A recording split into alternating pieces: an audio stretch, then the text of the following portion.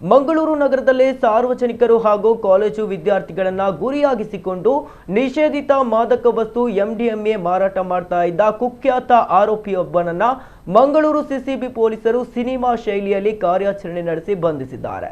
ಸುರತ್ಕಲ್ ನಿವಾಸಿ 26 ವರ್ಷ ಪ್ರಾಯದ ಅಣ್ಣಪ್ಪ ಸ್ವಾಮಿ ಯಾನೆ ಮನು ಬಂಧಿತ ಆರೋಪಿಯಾಗಿದ್ದಾನೆ.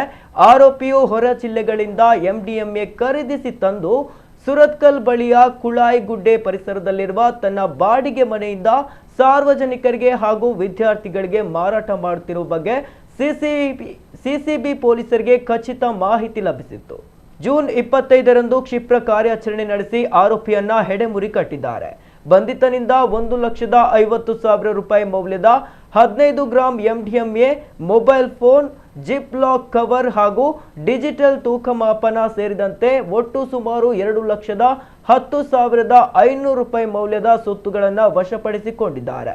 ಈ ಸಂಬಂಧ ಸುರತ್ಕಲ್ ಪೊಲೀಸ್ ಠಾಣೆಯಲ್ಲಿ ಪ್ರಕರಣ ದಾಖಲಾಗಿದೆ.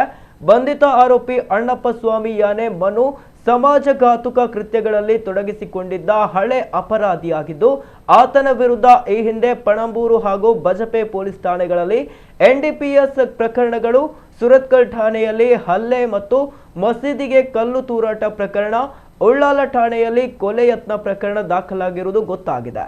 ಈ ಡ್ರಗ್ಸ್ ಜಾಲದಲ್ಲಿ ಭಾಗಿಯಾಗಿರುವ ಇನ್ನುಳಿದ ಆರೋಪಿಗಳ ಪತ್ತೆಗಾಗಿ ಶೋಧ ಕಾರ್ಯ ಮುಂದುವರೆದಿದೆ ಎಂದು ಪೊಲೀಸರು ತಿಳಿಸಿದ್ದಾರೆ.